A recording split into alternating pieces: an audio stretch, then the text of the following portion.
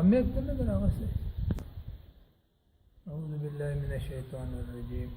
بسم الله الرحمن الرحیم. مونږه دا وخت د ستر خوشحال بابا په مزار کې یو.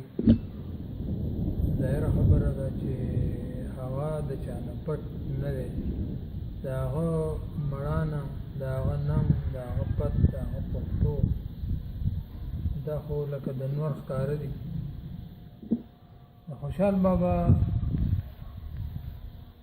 زیږنه چې ده هغه په 1414 کې په اکوړه خټک کې زیږېدلی و. د پلار نوم شهباز خان او لکه په وراثت کې ورته منصبداري ملاو شوې وه. د هغه اکوړ خان و، بیا د هغه زوی، بیا د هغه شهباز خان و، بیا شهباز خان نه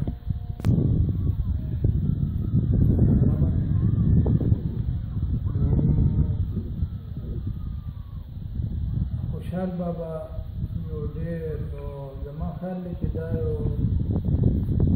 داسې انسان چې دا په صدو کې پیدا کېږي، په صدو کې، او داسې آلراونډر و چې د ژوند ډېر داسې اړخونه دي چې هغه سر کړي دي. یقینا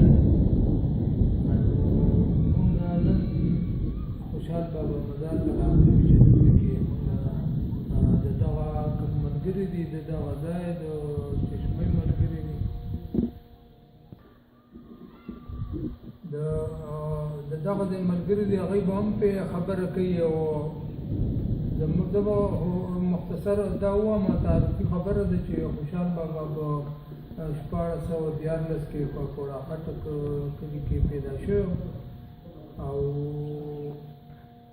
تقریبا د 88 کالو په عمر کې وفات شوی په 1100 هجري کې، یعنی په 1491 کې وفات شوی، یعنی د 88 کالو عمر کې. او بیا داسې وشي چې خوشحال بابا منصبدار هم، د هغه جرنیل هم، او بیا د ځینې غلط فهمیو یا د سازشونو په وجه باندې هغه اورنګزیب په دور کې اورنګزیب هغه بندي کړ او څو کاله بندي و. او چې بیا کله د ځینې دوستانو په سفارش باندې هغه راخوشي کړی شو، آزاد کړی شو، نو بیا چې راغی نو بیا خو د دی خفه په دې و چې د ده کومه دی سره وفاداري وه یا دی دپاره هغه کومې کارنامې کړې وې، نو هغه یې ټولو باندې دی خاورې راواړولې او دی یې بندي کړی و. نو بیا بس ده کلکه ملا وتړله چې یاره ده به اوس ده سره مغولو سره خامخا د دې بدل اخلم او جنګ به ورسره کوم او د امیر پټې خپله پښتونخوا ازادوم.